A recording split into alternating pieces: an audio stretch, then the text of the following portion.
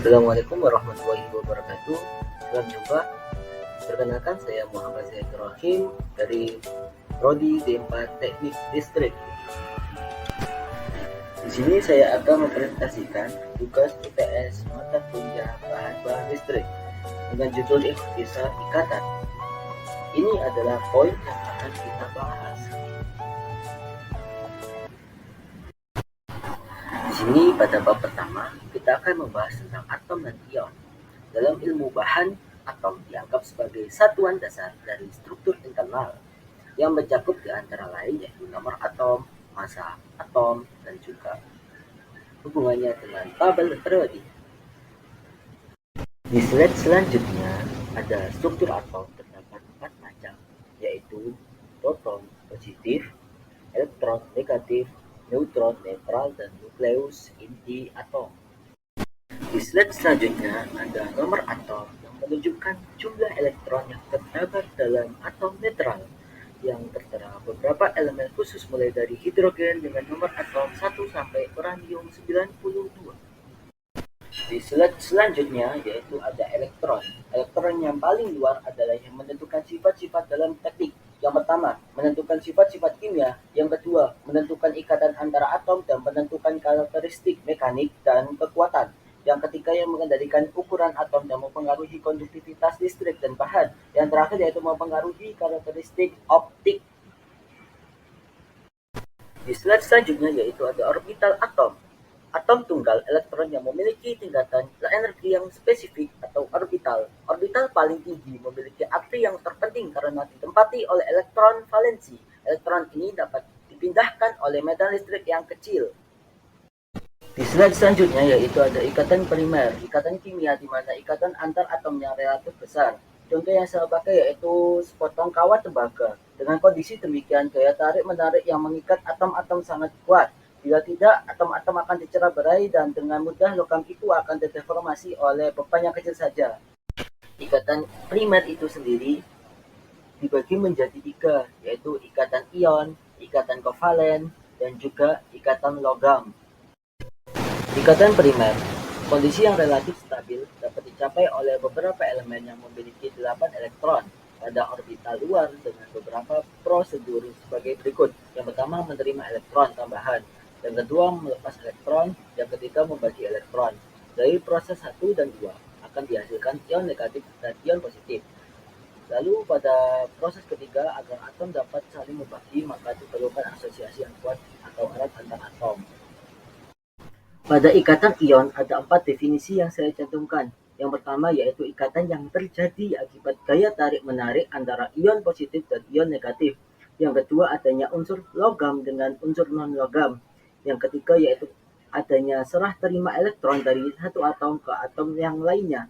Yang keempat, ikatan ion ini sangat stabil, khususnya bila menyangkut ion bervalensi ganda.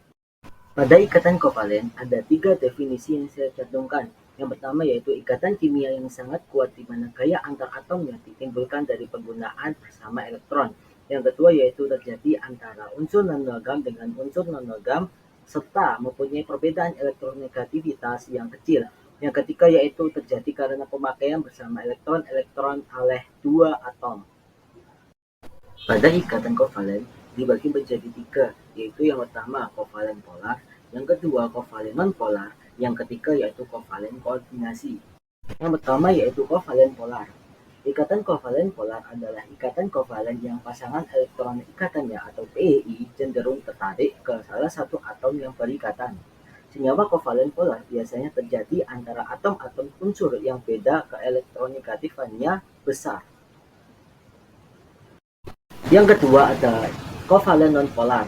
Ikatan kovalen nonpolar adalah ikatan kovalen yang pasangan elektron ikatannya atau PEI tertarik sama kuat ke arah atom-atom yang berikatan.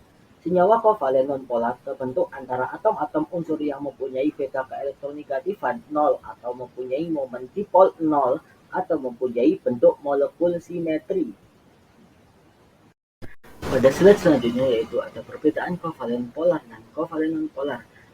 Kovalen polar yang pertama yaitu larut dalam air, yang kedua memiliki pasangan elektron bebas, yang ketiga berakhir ganjil kecuali px3 dan px5, Contohnya yaitu NH3, PCl3, dan H2O, dan lain-lain. Yang kedua yaitu ada kovalen nonpolar. Yang pertama, tidak dapat larut dalam air. Yang kedua, tidak memiliki pasangan elektron bebas. Yang ketiga, berakhiran genap. Contohnya yaitu F2, Cl2, Br2, dan lain-lain. Yang ketiga yaitu kovalen koordinasi. Ikatan kovalen koordinasi adalah ikatan kovalen yang terbentuk dari pemakaian bersama elektron yang hanya disumbangkan oleh satu atom, sedangkan atom yang lainnya tidak menyumbangkan elektron. Ikatan ini dapat terjadi jika atom menyumbang memiliki pasangan elektron bebas atau PeB. Pada slide selanjutnya yaitu ada ikatan logam.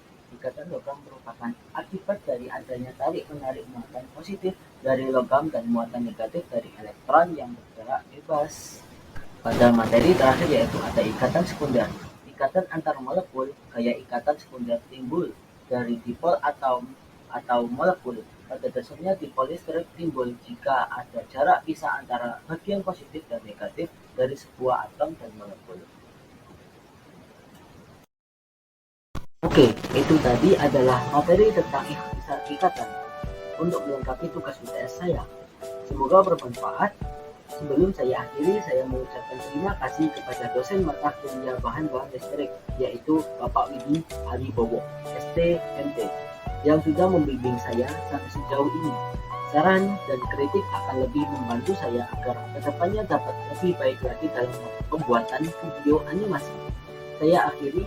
Apabila ada salah kata, saya mohon maaf yang sebesar-besarnya. Ihdinas syiratal mustaqim. Wassalamualaikum warahmatullahi wabarakatuh.